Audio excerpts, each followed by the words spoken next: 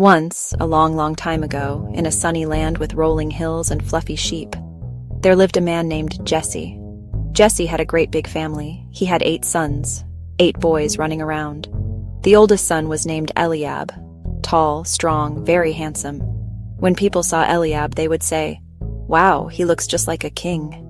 He was the big brother everyone looked up to, shoulders back, proud. He knew he was important. He was a soldier in the king's army, brave and ready for big battles. Then there was the youngest son. His name was David.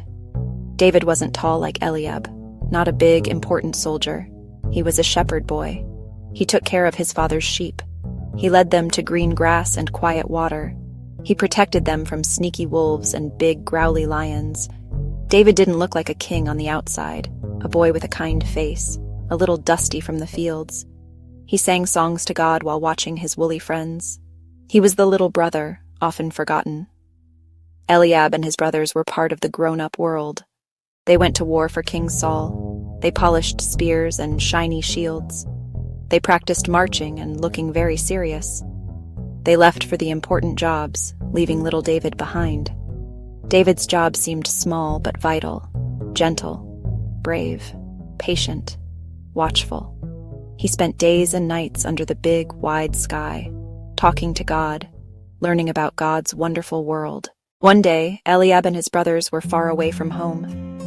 They were on a big, dusty battlefield, standing in a long line with all of King Saul's soldiers.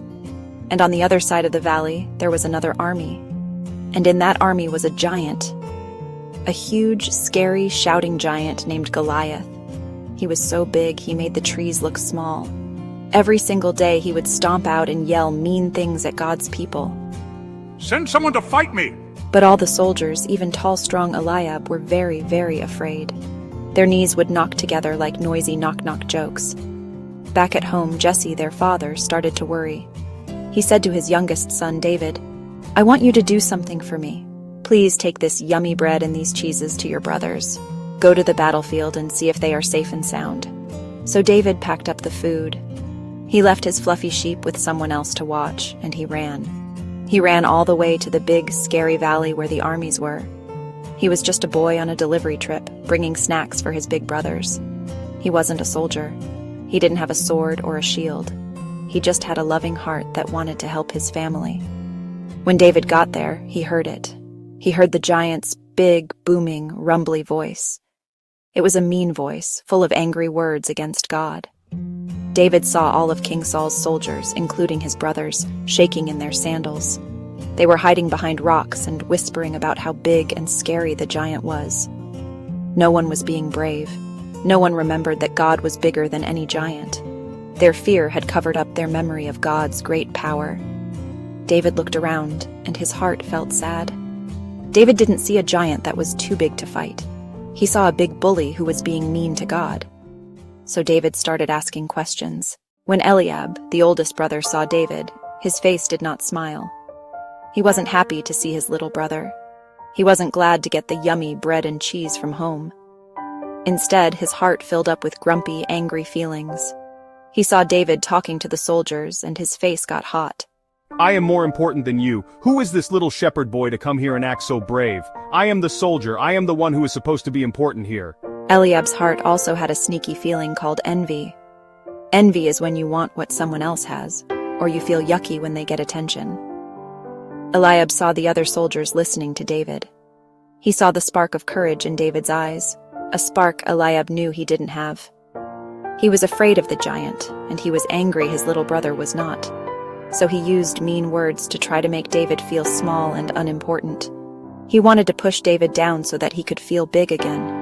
"Why did you even come here?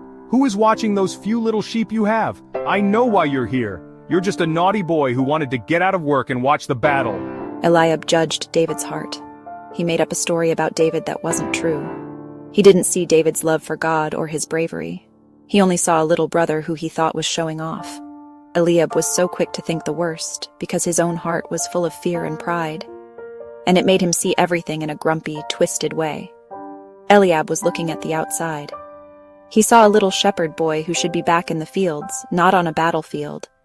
His quick, angry judgment was like a big wall that stopped him from seeing the truth.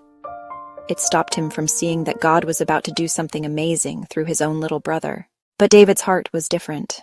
It wasn't full of grumpy, proud feelings like Eliab's. You know, when his big brother said those mean things, David could have gotten angry. He could have shouted back, "You're just a big scaredy cat." But he didn't. He stayed humble. That means he didn't think he was better than anyone else. He just calmly asked, "What did I do now? Can't I even ask a question?" He didn't let Eliab's anger make him angry too. His heart was like a quiet, peaceful pond, while Eliab's was like a stormy, crashing sea. David's heart was full of something much, much bigger than himself. It was full of faith in God. Faith is like knowing the sun will come up tomorrow, even when it's dark. David knew that God was real. David knew God was strong. David knew God would always take care of his people. He had seen God help him fight a lion and a bear to save his sheep. So he knew God could help him fight a giant to save God's people. He wasn't thinking about how strong he was. He was thinking about how strong God was. God's strength is bigger than any giant in the whole world. What David cared about most was God's honor. Honor means showing how great and special someone is. When Goliath shouted mean things, he wasn't just being mean to the soldiers, he was being mean to God. David's heart hurt to hear that. It was like someone was being a bully to his very best friend. He wanted everyone to know his God was the one, true, powerful God. He wasn't trying to make a name for himself. He was trying to make God's name great. While Eliab worried what people thought of him, David worried what people thought of God. That's the big difference. Eliab's heart pointed inward at himself. David's heart pointed upward at God. Now here is the secret, the most wonderful part of the whole story. Before this big day with the giant, God had already been looking for a new king. He sent his helper, a wise old man named Samuel, to Jesse's house. God told Samuel, "One of Jesse's sons will be the next king." So Samuel went, and Jesse brought out his boys one by one. First, he brought out Eliab. And when Samuel saw how tall and handsome and strong Eliab was, he thought, "This must be him. This is the one God has chosen. He looks just like a king." But God whispered into Samuel's heart. And what God said is the most important thing to remember.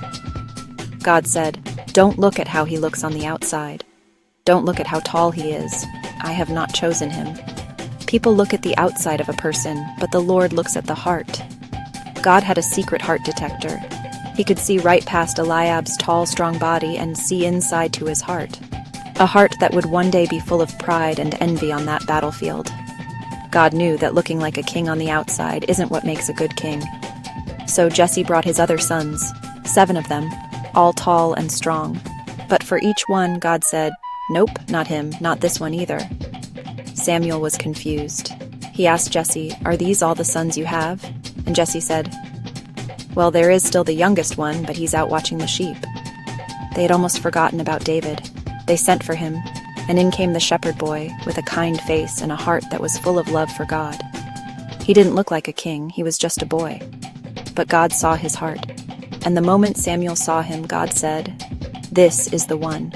God chose David, not because he was bigger or stronger or more important looking. He chose David because his heart was right. His heart was humble and full of faith. His heart cared more about God than about himself. This story teaches us a beautiful secret.